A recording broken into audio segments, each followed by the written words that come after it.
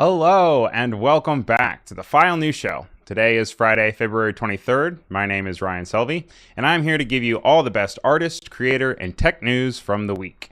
On today's show, Adobe learns how to talk to you about your PDFs, using the Apple Vision Pro to paint, AI systems go haywire, we have a really weird interview with Allie that has AI and Olive Garden involved. Also, Allie's in the chat. Hello. And we dive into the history of the fig leaf and a bunch more. But first, this show is live streamed every Friday at 4 p.m. Eastern, 1 p.m. Pacific. Replays are available on YouTube. But did you know you could also download them wherever you listen to podcasts? Just search for the File News Show wherever you listen.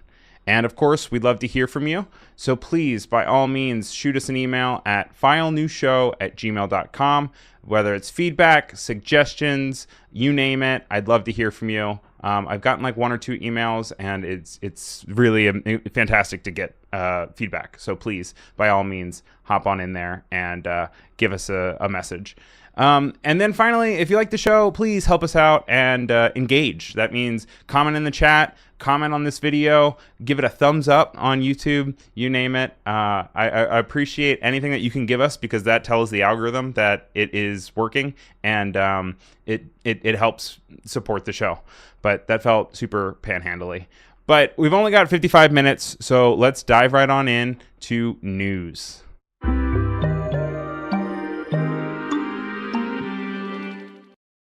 So starting things off fresh with AI, we have ChatGPT, and it went off the rails on Monday night. Responses switched between languages mid-sentence, started making up words, you name it. There was also a thing where it started to just repeat the same word over and over and over again.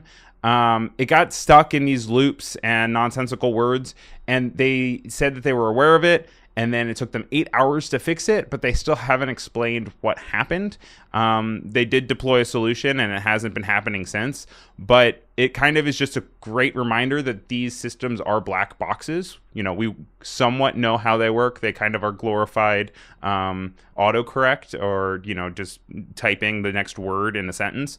But sometimes these things happen, and we don't have full solutions and answers for them. So when we're tying these things to super important parts of our society, it is important to remember that there are times like Monday when for 8 hours it just kind of spits out random things for you. I have a few screenshots on camera for those of you that are listening. But just anything that happens mid-sentence, goes off, repeats a bunch of words, super weird. Next story is a little bit of Adobe news, and Adobe launched an AI assistant that will search and summarize PDFs for you. It's available in Reader and Acrobat applications, and the competitors also kind of have this, but they all require you to upload your PDFs. And what's cool about this is that Adobe has their system built straight into the native apps.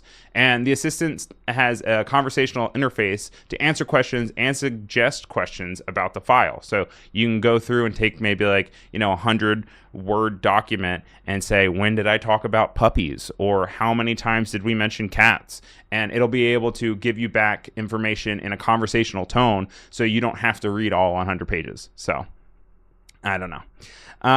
It also can generate citations that allow users to verify the source of the tool's answers, and can produce text for various formats such as emails, presentations, reports, and this is all in the news release that you can find online.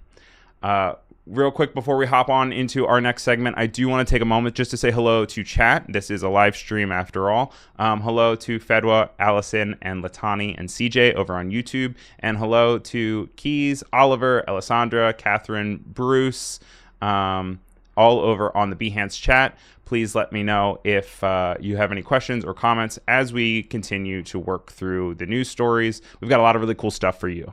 Next up, I like to include it because I'm really enjoying Blue Sky. If you're not familiar, Blue Sky is a Twitter alternative. It actually started originally within Twitter, and then it jumped out of the Twitter boat before it was actually sold to Elon. And this week, they launched Federation on Thursday. And I know Federation is not a household term, and it's confusing, so I asked ChatGPT to help me out. And this is what it gave to me when I said, explain Federation to me in simple terms. It says, Federation is like a group of clubs that all agree to play by the same basic rules, even though each club is run independently. Imagine a bunch of different schools where each has its own sports team, but they all agree to play against each other using the same rules of the game. This allows them to share things like information or resources and communicate or work together smoothly, even though each one makes its own decisions and has its own way of doing things. It's a way of being separate but still connected and cooperative. So the fact that they're out rolling this out means that by default, when you sign up to Blue Sky, they're going to host your data in the same way that we've been grown accustomed to having our data being managed by Meta or by Twitter or by Snapchat. But this is changing the social network as we know it into a protocol similar to email, where other people can host and it can still be accessible on a single platform. Which is really cool. I think that it is a step forward. Mastodon and Threads actually are doing this in another way. They're using something called ActivityPub, which is another type of federation. And these are two different protocols. So it's very much going to be like the Betamax VHS situation, or maybe they'll merge into one singular thing. As of right now, that's not what it looks like. But it'll be interesting to see. I'm excited. You can follow me on Blue Sky at ryanselvy.com, and I'm able to have ryanselvy.com because I'm able to just put one line of code into my website, and then it is able to link and verify me directly to my website, which is really cool. And in their update, they said the version of Federation that we're releasing today is intended for self-hosters. There are some guardrails in place to ensure we can keep the network running smoothly for everyone in the ecosystem. After this initial phase, we'll open up Federation to people looking to run larger servers with many users. And then outside of that, on the same exact day, Blue Sky also reached 5 million users, which is a pretty big deal. There is a big way to catch up to Threads, which has like over 100 some million users. But I have been really enjoying Blue Sky, and if you're on there, please, by all means, give me a follow, give me a hello, and I'll give you a follow back. But that's enough about Blue Sky. Let's talk about TikTok, something that a lot of people are more familiar with. We talked a lot about TikTok last week. I think this is our only TikTok story this week. But did you know that almost half of adults on TikTok have never posted a video? This is reporting by Amanda Silberling from TechCrunch, and a study from the Pew Research Center involving 2,745 TikTok users found that 48% have not uploaded any videos, and the average user has not updated their profile bio. They also note that it's not just younger and older crowd. The statistic remains pretty consistent between 18 to 34-year-olds, just as much as the 35 to 49-year-olds. Also, side note, I am getting way too close to second groupings in demographics. A TikTok study showed that the most active 25% of users accounted for 98% of all publicly shared videos. And then similarly, in another study, a Twitter study from Pew Research Center in 2021 confirmed the top 25% of Twitter posters produced 97% of the tweets. So this is just a really interesting introspective of when you're looking at these social networks, it feels like everyone's talking, and maybe you are someone who's just watching, but you're like, everyone else is talking except me, when in reality, it is a small group of people producing the majority of the content. Whether that's for better or for worse is up to subject, but it is something just to be aware and kind of to remind yourself while you're sweeping through all of these platforms, not just TikTok, not just Twitter. I would expect it to be that way with everything. In some more Adobe news, Photoshop launched adjustment presets this week. We're going to go full circle here. And basically, this show used to be run by Paul Trani, but he made a really good video about this update. And so I decided that maybe we would just instead listen to him kind of walk us through. So take it away, Paul. You want to really just bring an image to life or try something new? Check out adjustment presets. So easy to use, and you can save and reuse your own. Just go to Window, Adjustments, and under Adjustment Presets, just roll over any one of these presets you want to see, and you'll get a preview of what it will look like. From there, just select the one you like best, and what happens is it actually applies those adjustment presets, which are just a bunch of adjustment layers. So this is a great way to learn how adjustment layers work. In this case, it's a curves adjustment layer. But that's only part of the fun because you can add your own adjustment layers, tweak them the way you want, in this case, hue and saturation, or have fun with curves. You know what? Play with the blend modes, maybe the fill opacity to create the look that you want. And the exciting part is saving this as your own preset for you to use at any time you want. That is adjustment presets, so go make something awesome and share it with me.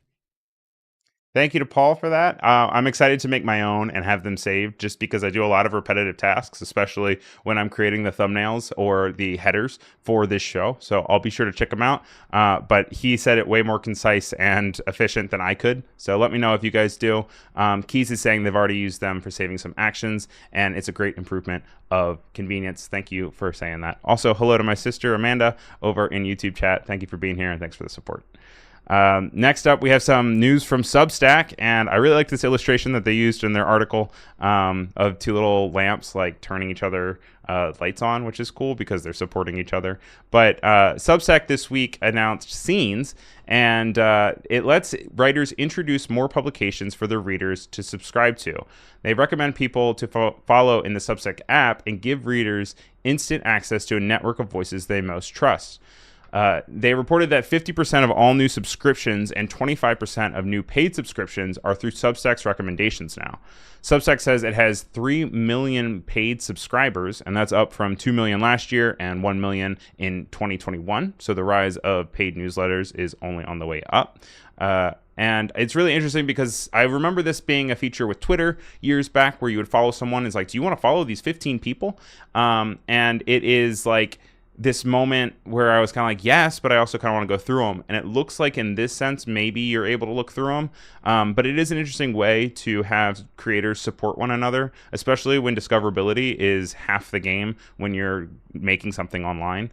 And I'd be interested to see if you guys are happy about this, or if this is something that is just another piece of work for you to click through, because I know that already as it stands now, it suggests 3 other newsletters to follow whenever you follow someone, and you have to click through that. But apparently that's working, so they're doubling down on it.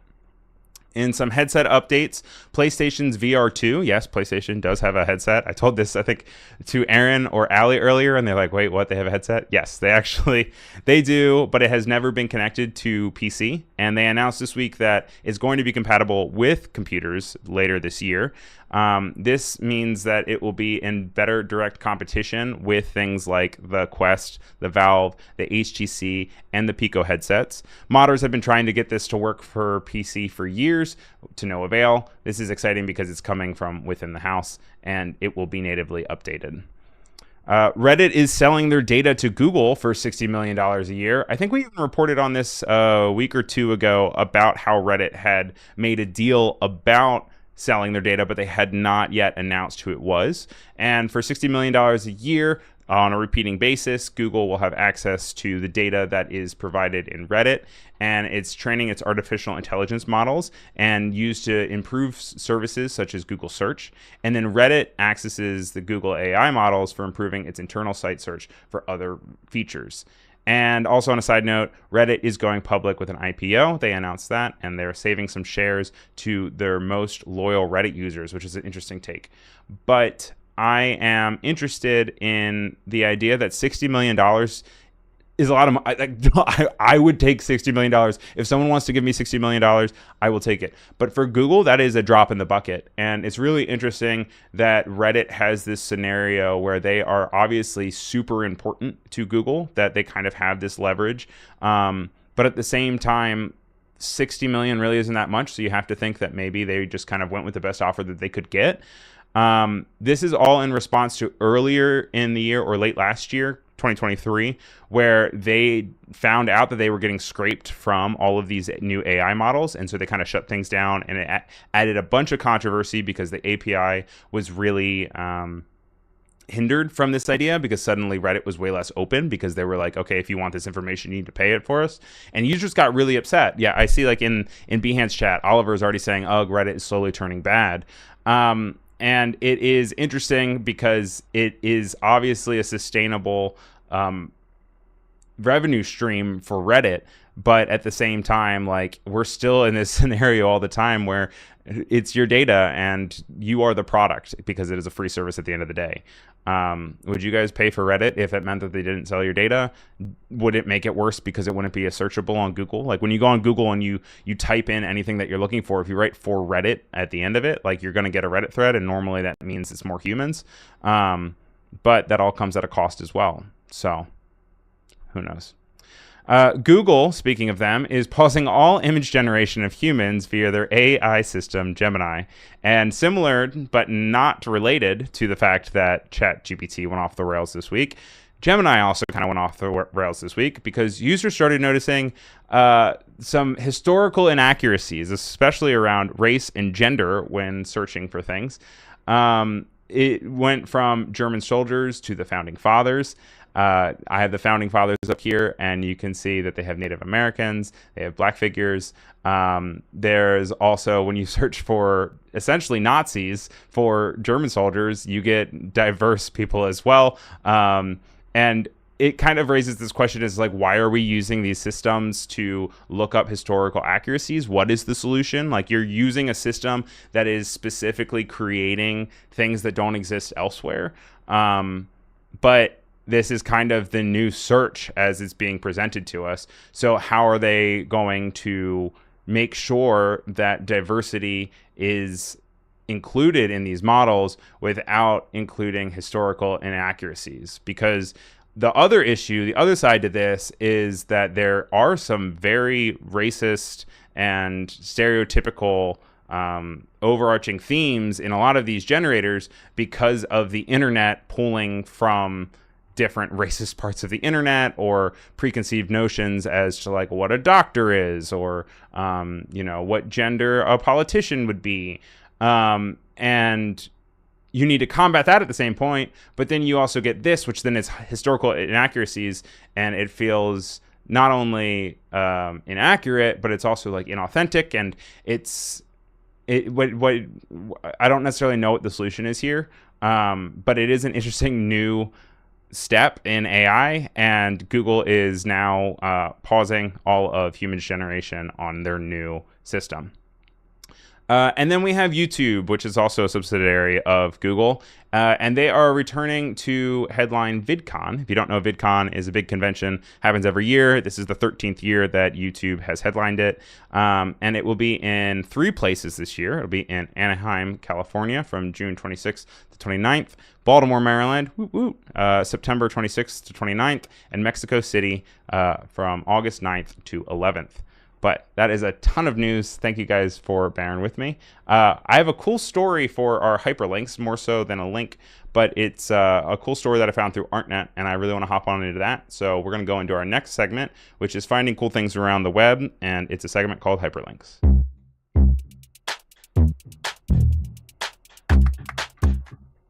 So this week in Hyperlinks, I wanted to talk about this article that I saw on ArtNet, and it was by Verity Babs on ArtNet, and it's called How the Modesty Police Used Fig Leaves to Censor Nudes, which is interesting.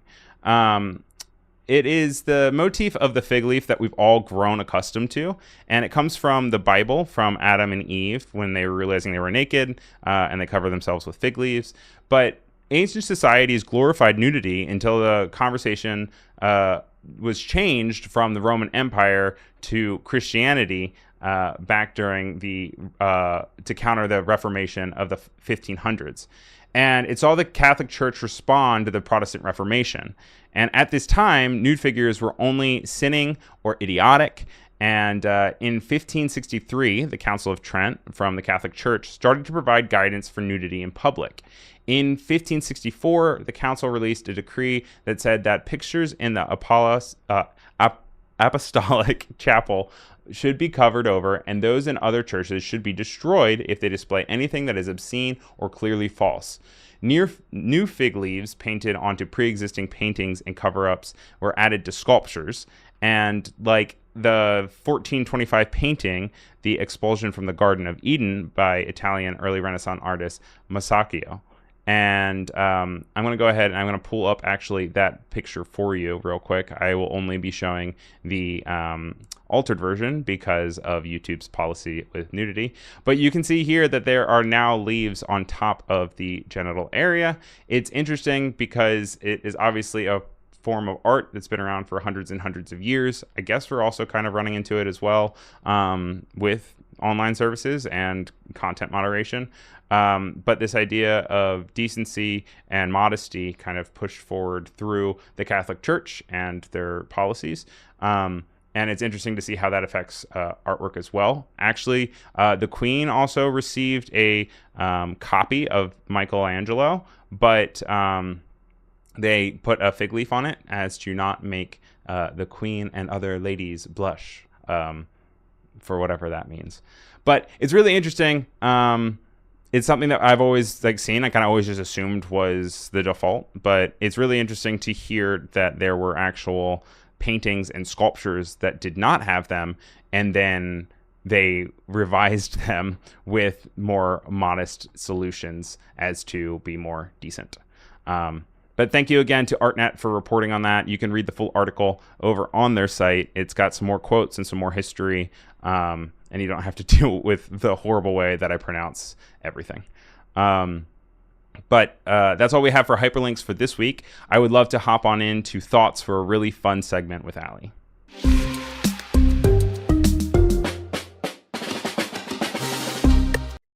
So this week on Thoughts, Allie has a really fun segment. It's all about an interview that she had that deals with an AI interview that's kind of made its way around the internet. I will let you guys have a blast with it. We were cracking up. You can hear me laughing in some of them, but I'd love to hear what you guys think about it. So take it away, Allie. Hi, Ryan. Okay, is he gone? Hey, everybody. Now that it's just us, I need to be honest that I've been having some trouble at work. And I think my boss, whose name I won't say, but I think you guys know him, he might be looking to replace me. So I've started applying to other jobs, just to be safe. I've been hoping to work at my favorite Italian restaurant, Olive Garden, or as they say in Italy, Gardenia d'Olive. Olive Garden has been in the news lately for using a personality quiz developed by Paradox AI to evaluate job applications. Emmanuel Mayberg at 404 Media, you guys should subscribe, it's a great site, wrote about the personality quiz after a January post on Reddit, did some numbers. The post was titled, "Man, I just want a dishwasher job." The post came with a screenshot of a weird personality quiz, and the poster complained about having to take the quiz to work as a dishwasher at Olive Garden. Not really a job that's known for needing an amazing personality. Other people applying for jobs at different companies like FedEx have had to take the same personality quiz, and it's kind of gone viral a couple different times this year on Reddit, on Twitter, because the images themselves are really weird. It's super strange. I guess to be a raceless and sexless quiz representation of people, it's a blue alien. So just the imagery, the strangeness, it just lends itself to virality. But I thought it would be really fun to take the quiz with you guys.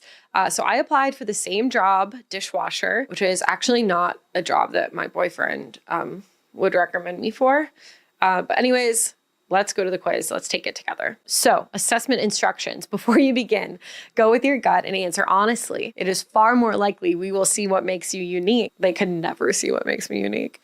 It's classified. There is not one right answer. The best approach to this questionnaire is to be you. Your guide through this assessment will be Ash, who will represent you in each image. Hi, I'm Ash. You look like crap. For each image, simply click me if the image describes how you generally are and not me if it does not. Let's go, baby.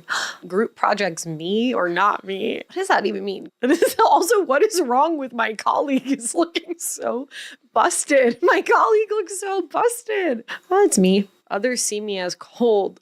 Oh my God. In this slide, the alien is rejecting a piece of cake to work. I would never do that. Absolutely not. This slide is titled "Loves the Social Scene," and my alien is chatting with her busted coworker over a slice of pizza. I love the social scene. What can I say? Put me in. Unstoppable.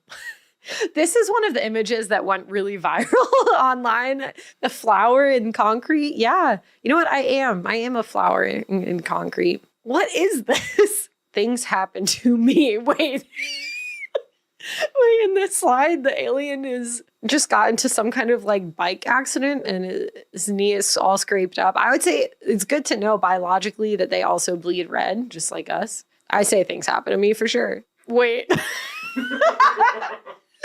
this slide, Ash, my alien, is staring at modern art and it says, "Don't understand paintings." And I have to decide me or not me. I understand paintings. I mean, it depends on the painting. There's like thousands of years of history of paintings. Yes, I understand paintings. This slide, we're once again at a pizza party, and the slide says me first, and it's me as an alien taking 2 slices of pizza. No, I would never do that. Oh, the next one, again, it's a streak of the selfish alien. They're trying to weed out the selfish people. It says my turn, and my alien is literally in line for Olive Garden. You tell me when there's ever been a line for Olive Garden. You tell me in the chat, have you ever lined up for the Olive Garden? I'll say this, I have lined up and waited for Outback Steakhouse. No, I would never cut in line. That's psychotic. No overtime. Yeah, dude, I don't want to do overtime. Many artistic interests. Yes, I'm annoying like that. This image is someone in a room painting. Oh my God, behind them is the modern art painting from the earlier slide that they were like, oh, do you understand paintings? Well, obviously, if I painted it, I understand it. Ups and downs, for sure. I don't know what that means. It's like my alien right now is sad and happy. 2 different, the image is sliced diagonally. One, he's happy, one, he's sad. Ups and downs. Doesn't everyone have ups and downs every day? Like, isn't that just existence? Art isn't my thing. Okay, and this one, my alien is yawning next to a really dumb looking digital sculpture. But art is my thing. Make them pay. Oh God. This might be the most serious slide yet. It looks like my alien has gotten into a car accident and wants to make them pay in some kind of Taken style retribution film. That's not me. Shy. Ooh. Wait, this one, my alien looks so cute. She's like, oh, she's like coy. This is literally like, take chances. Yeah, I'll take a couple chances, but never rock climbing. This one, the image is like me rock climbing. You're not going to see me rock climbing. Maybe bouldering. I have a fear of heights and a deep belief that if I could die in a situation, I will. Does that make sense? Calm in the storm. Dude, these images are so memeable. I would say I can be calm in the storm. I wish they had an option that was like sometimes, because it's like we're all different on different days. Do it my way. My alien is arguing. Finally, one that's like relevant to the job I'm applying to. Like, we are washing dishes. We're in a kitchen with other dishwashers putting cups away. But my alien is trying to tell the other aliens, do it my way. I wouldn't do that. I'm very conflict avoidant. Oh, I'm done. Oh, what's my personality? Ooh. Oh, I'm going to find out what my personality is. Thank you for completing the assessment. Here are your results. I'm an explorer. Maybe I love this. If they compliment me, I'm going to endorse Paradox AI. You draw energy from working with others and focus readily on the big picture. So it seems like it's telling me I have an amazing personality. Oh God, this is so long. I can't read all this, dude. I have medium agreeableness. Who made this up? Yeah. Wow. That test was an experience, but it really just feels like such an unnecessary hurdle to getting a job. Why does this quiz make me and so many others so deeply uncomfortable? I think it just feels really bad to take any test where you don't know what the tester is looking for, because in that space of uncertainty, it's really hard not to just suspect the worst. Like, a lot of people in the comment section of Reddit were concerned that this quiz is specifically weeding out neurodivergent people, or that the test was actually just measuring your ability to take bull crap on the job. Like, the very fact that you would even take it shows that you're willing to be a simple and easily kicked around cog in the machine. In an article with Fortune magazine, the president and chief product officer of Paradox said, Paradox was created entirely because we were frustrated by the experience of finding and getting jobs too. And we wanted to make it more frustrating. No, he didn't say that. He just said he was frustrated. But come on, I highly doubt that Paradox was created for the job seeker. They aren't the ones paying for it. And in fact, it's just created another weird, time-consuming hurdle to get what should be an entry-level job as a dishwasher. So have you ever had to take a personality quiz at work? Have you run into Paradox AI in the wild? Did you pass? Did you fail? Do you actually think it's reasonable to take a personality test to even get a job? What is it about Paradox's test that makes it go viral every few weeks? Sound off in the chat. You know, I love to say it. Sound off in the chat. Yeah, let me know. Before I sign off, I just want to remind my amazing employer, Ryan, that I have a really good personality, actually. And any personality test that he wants to give me, I will take and I will ace. So Ryan, you know, I'm I'm your little blue alien. Thank you to Allie for that fantastic interview process.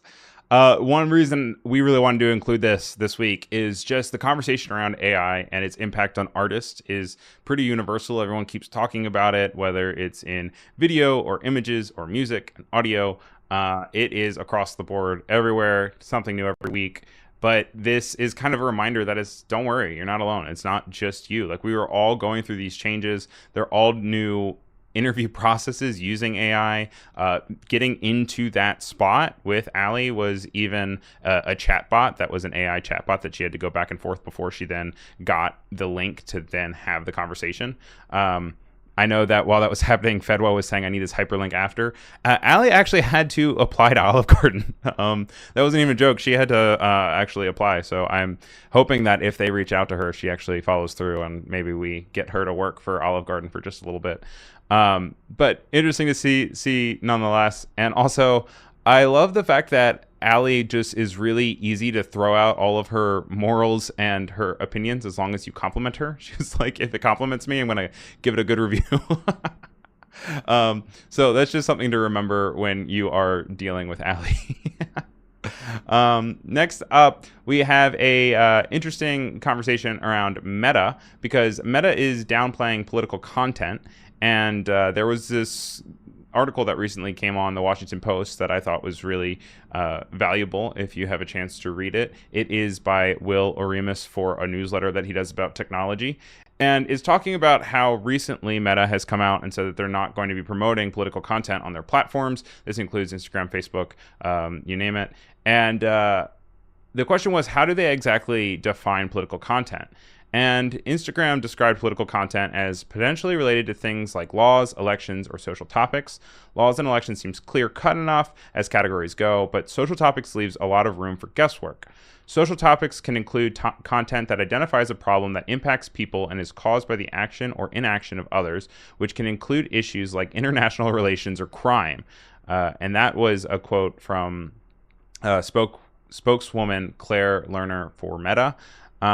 And they do say that they will continue to redefine its definition over time. But it's interesting to see how this is going to play out, because obviously Meta has a huge stake in elections and how we interact with one another, whether you're still on Facebook or if you're just on Instagram. And it's interesting, also Threads as well now. It will be interesting to see how it changes and how it's going to develop as we get closer to the election cycle. So here's to you, Meta. And then one last thing we have for thoughts today, I'm really excited about, is a really interesting use case for the Apple Vision Pro. We've talked a little bit about the Apple Vision Pro for different reasons. It's $3,500. And a lot of people are saying it's not worth the buy right now. But there was a really interesting use case that I had not thought of or seen before. And it was brought up by the Instagram account Nounish. And it was with the artist Taylor Brokeman. They have a really cool video about it. It's about a minute long. I'm going to go ahead and play it, and then we can talk about it. So let's cue it up. I think you've come up with the coolest use case for the Vision Pro that I've seen so far. Talk us through what you're going to do. I'm going to use an app to get one of my sketches and overlay it onto a wall. I'm going to change the opacity so I can see through it still, and then I'm going to use that to just trace my sketch. Whoa. Oh, this is f***ing amazing. I really value technical skills and stuff, and this is just maybe a bit too easy. It's like tracing? Yeah. Literally tracing? But I'm actually seeing the pros and cons of it. Using this, it's so much faster, and if the line work doesn't have to be fully accurate, you can just move quite quickly like you would be sketching. You know, I think I was a bit judgmental of it at the start. Technology has given us more and more things to expand our skills. Every time that's happened, there's been resentment from traditional artists. I think this has potential for artists to do new things. It might just be another medium. Pretty similar to in the virtual world. I mean, I think that's pretty cool. I had not considered that. I know one thing that everyone was giving the thumbs up about the Vision Pro was the ability to lock things into space. They said that that is by far the most incredible thing. You can lock something to a part of your environment, walk out of the room and walk back in, and it will still be in the same location. If you move around a lot, it's not going to lose its tracking. And this is the perfect solution for muralists. I would be worried about wanting to get paint on my $3,500 device. But I guess if you're a painter, you're just used to paint being on everything. The other thing that I had a friend reach out to me when I put this on my Instagram story, Ryan Selvy, by the way, he said that he was like, this would be really lame if someone used this as a means to copy others' artwork. But it's very, very cool if it is their own work. But then I also kind of think about, paint by numbers and the idea of like a Bob Ross situation. And it might be really cool for people who are scared to maybe start with their own work, maybe start with something that's provided to them and using it on a wall. If anyone wants to buy me a Vision Pro, I would love you forever. And I'll let you guys know how it works. It'd be a great investment for you. But go ahead and check it out. If you need to have more context about how to get a hold of me, check out filenewsshow@gmail.com. Love to hear your thoughts about any of these stories. If there's some news stories that you want to talk about next week, please send me an email, leave a comment. Remember to give a thumbs up on this YouTube video, and we'll have a great time next week as well. But we still have a few time left. It sounds like I was closing out, but we're not closing out. We still got Font of the Week.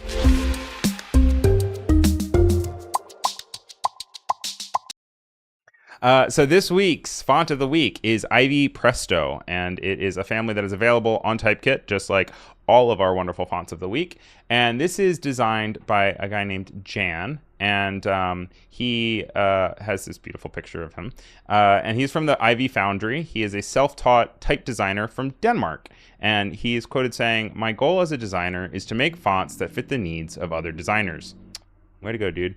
Ivy Presto is an old style display font, and old style is also referred to humanist, and they are based on hand lettering of scribes. They have curved strokes and letters with thick to thin transitions similar to how a pen draws, and they have moderate contrast between the thick and thin line strokes.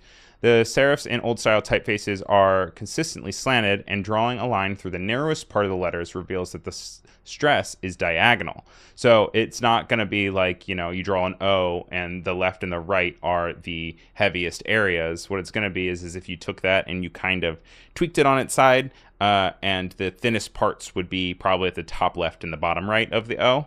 And this is consistent across humanist fonts. It's a big way of being able to identify them. They're ideal for extensive body text in print, which is why they are commonly utilized in newspapers, magazines, and books.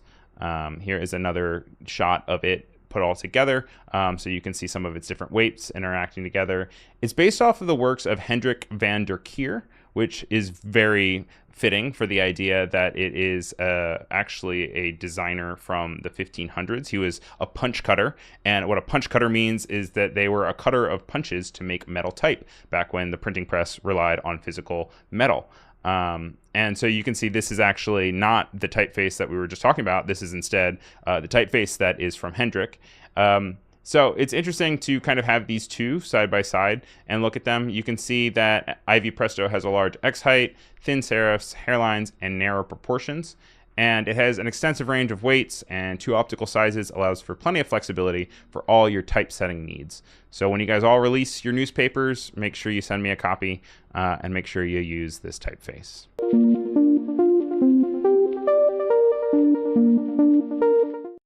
Our next segment is Ticketbooth, and Ticketbooth is the section of the show where we talk about upcoming shows, upcoming events, upcoming conferences that are exciting for artists and non-artists alike. The very first one we have is Antonio Santon's hyper-realistic ornate paintings, and these are on display at the Mark Strauss Gallery in New York until March 3rd, so you still have about a week and a half to go see them. This was actually brought to my knowledge via Design Boom and a writer, Leah Ziatone.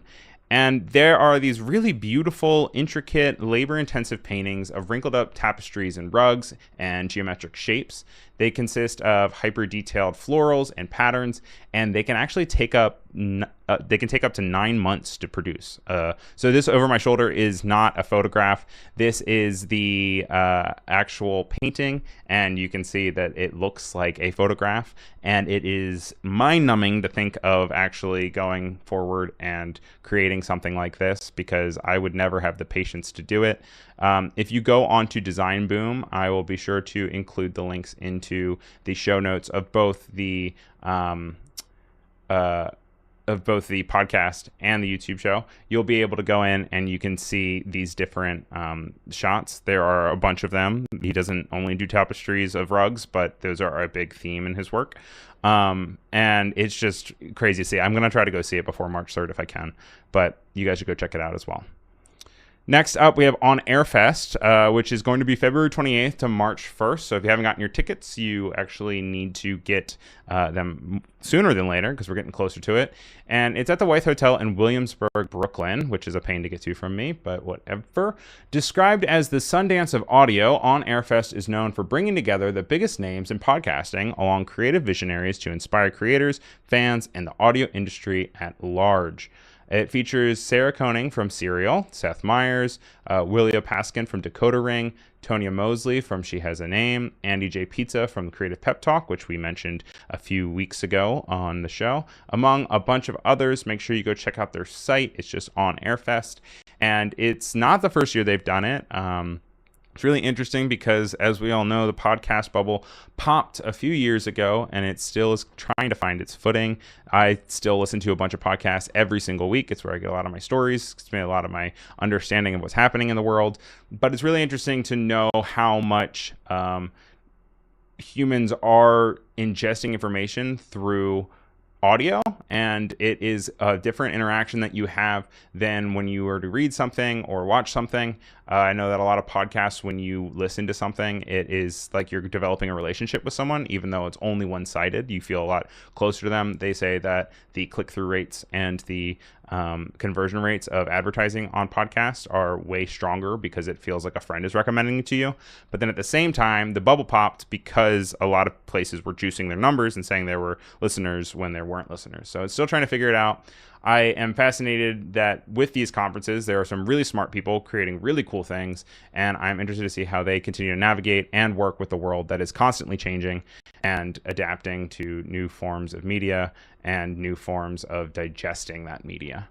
And then the last thing that we have in our Ticketbooth section for this week is some more Adobe news, and it's the Adobe Summit. It's going to be March 26th through 28th. It's at Las Vegas, and it's also available online, and you can learn from leading brands, discover the future of generative AI, and get ready for experience-led growth. Tickets are available online right now, so make sure you go check them out.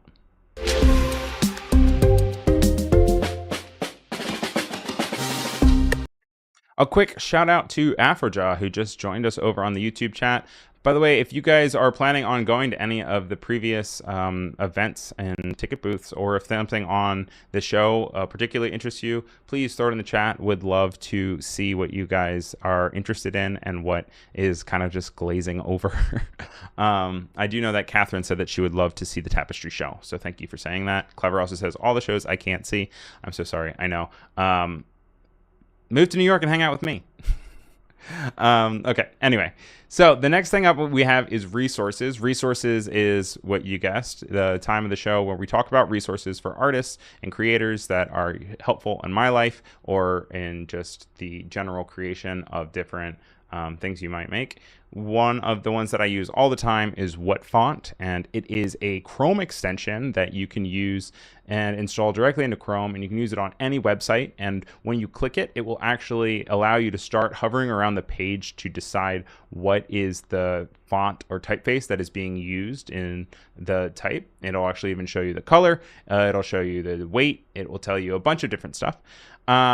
And then there's actually one other one that does the same thing if you don't necessarily like What Font, called Fonts Ninja. Does the same thing.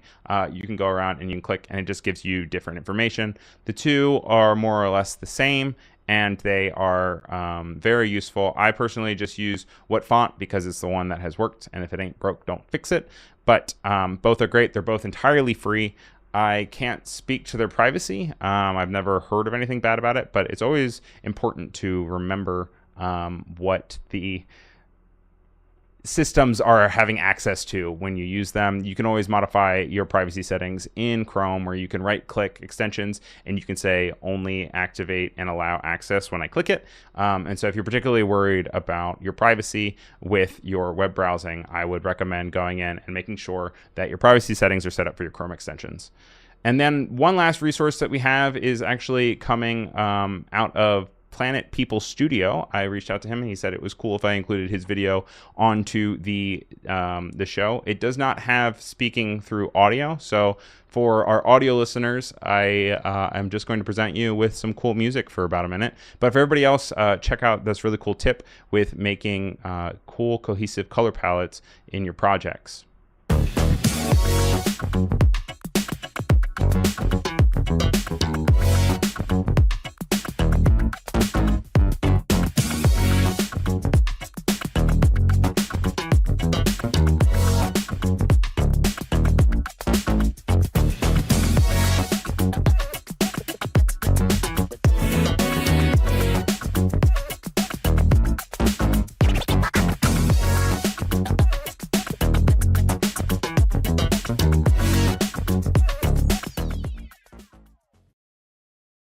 Pretty cool, right? It's always color theory goes such a long way, and there is such a big importance in the idea of making sure that everything is cohesive, but it's also still pretty. Real quick, as a side note, just looking at the chat over on YouTube, Bruce asked, how did you like the last event you went to, Ryan? Any reviews? And yes, I went to Nicer Tuesdays on Tuesday with a friend of mine, and it had 3 speakers, which was really cool. We had a 3D designer, actually 2 3D designers and a photographer. One of Quill Lemons being the youngest photographer to ever shoot Vanity Fair. They had a Q&A with him, and he was only 23 when he shot a picture of Billie Eilish. And that was very imposter syndrome-y, very humbling to hear him talk through his experience. But then as he was talking and it was going behind him with all the pictures that he's took, it was amazing how many I was like, oh, I know that picture. Oh, I know that picture. Oh, I know that picture. So they're not doing Nicer Tuesdays again until June, but I will buy a ticket as soon as they go on sale. It was very, very cool. As soon as they edit the videos down and they make it available to the internet on YouTube, I will go ahead and make sure you guys see the hyperlink for it. It was funny enough, I ran into so many people while I was there. It was something that I was like, I guess I have to look cute when I go to these things, because I ended up seeing, no exaggeration, maybe 10 to 12 people that I knew, one of them being Fedwa, who's in the YouTube chat. I just turned around and I just saw Fedwa and I was like, oh my God, hi. So that was really cool. And then one other thing from the chat real quick, from Keys over on Behance, they say, by the way, from last week, the Collision Awards entries at reduced entry fee is still possible for a few more days. So if you guys missed last week's episode, the Collision Awards are motion design awards, and the application has a reduced entry fee for a few more days. So make sure you go and check those out. All right, we got 2 more segments and only a few more minutes. So I want to go ahead and hop into Rebrand.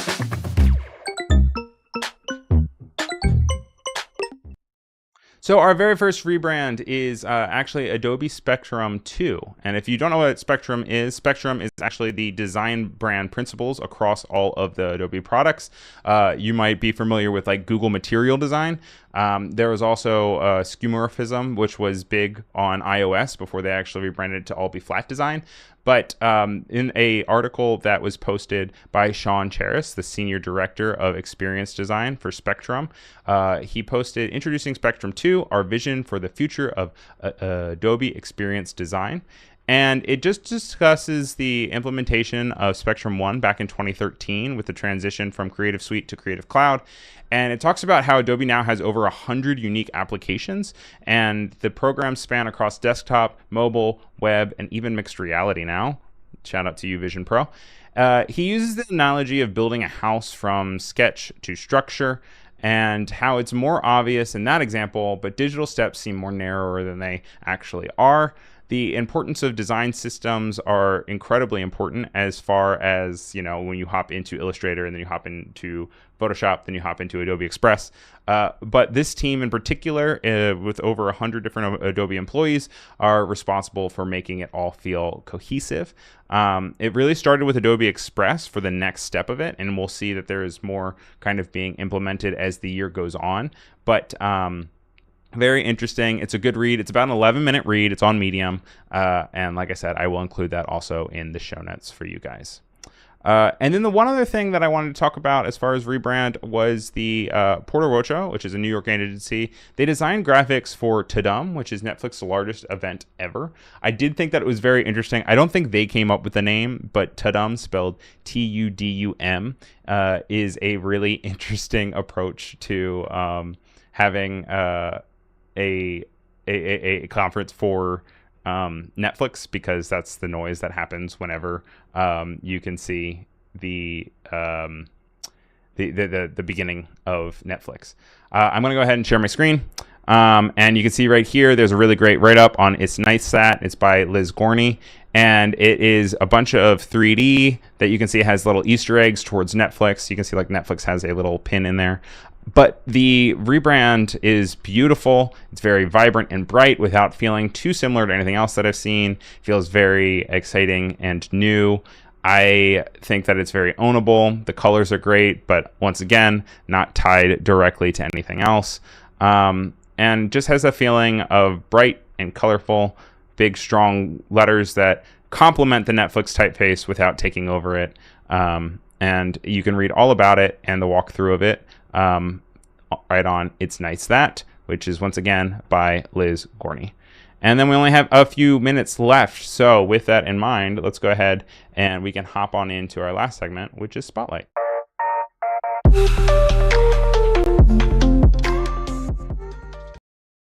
So Spotlight, real quick, just a reminder, if you have any suggestions for Spotlight and you would love to see something actually Spotlight that is an artist that you're excited about, make sure you go check it out. I have two quick ones that I want to go through. The first one being Logo Rhythm, which is actually a Kickstarter. I want to preface again by saying that this is my own recommendations. I am not endorsing it as Adobe, but interesting nonetheless to check out. And this one is band logos that rocked the world. It covers a bunch of different things from the Rolling Stones to who else is in here? The Beatles, Weezer, the Ramones, and talks about how important and omnipresent there are of these rock band logos that we all kind of know, and we don't even need to have letters next to them. For example, the Rolling Stones with the tongue and the lips, like you automatically know who that is. And it is in the process of fundraising on Kickstarter. It looks like it made its goal of $18,999. Who knows how they got to that exact 99.7 amount of money, but they have made it. So it looks like they probably will be printing it and making it into a thing. But it's really beautiful. I look forward to checking it out, and I wanted to bring it to your guys' attention. And then the one last thing that we have for today is the 15 of the best book covers of the month from Print Magazine. And these are all from February. These are really great book covers that are inspiring. I think that there is such an art and delicacy to the idea of creating book covers. They have to catch attention, but they also can't be louder than the content itself. I know a lot of times books are remembered for their covers. They say don't judge a book by its cover, but these are really good at not just blending in with the rest of them, but also not being too loud to make them, outshine the content that they're supposed to be supporting. They're all very beautiful. They're all very colorful, very cutout graphic-y. I mean, this one is a little different from the yarns, kind of creating you glow in the dark, which is interesting. But it's available on printmag.com, and I suggest that you guys go ahead and check it out. And let me know what your favorite one is, because there are a bunch of different ones, and they all have a bunch of different feels, although you can definitely see some common similarities as you go through them. But that's all we have for today. Once again, remember, this is available as a podcast in the event that you were not able to catch the whole thing or you want to listen to it on the go. If you could go on and give me a 5-star rating, it helps find discoverability of the podcast, even if you play it and walk out of the room. That's fine too. It helps the analytics. But I wanted to say thank you to everyone that was in the chat today, from Fedwa to Afrija. I know Ali was here as well. Thank you so much for her segment. Keys, Oliver, Clever, Kendall, Bruce. You guys were all really great having here. Catherine as well. I appreciate you guys, and even for the lurkers that are here or people that are watching in the replay, make sure you give me a comment so you know that you're around. And once again, you can always get in contact with me via filenewshow@gmail.com. I hope you guys all have a really great rest of your weekend. I guess not rest of your weekend, beginning of your weekend. And we will be back at the same time again next week at 4 o'clock Eastern, 1 o'clock Pacific. I just got confirmation that the show has been extended again for, I think, like 2 more months now. And maybe, who knows? If you guys give it enough love, maybe it'll be beyond that, you know? Joshua says, my new favorite news show. That means the world to me. Thank you. Honestly, that really, I will screenshot that and keep that for myself. But take care, guys. Follow me on Blue Sky. I'm RyanSelvy.com. Follow me on Instagram. I'm just Ryan Selvy. That's RYAN SELV as in Victor Y. Thank you to everyone. And I will see you all next week. Bye.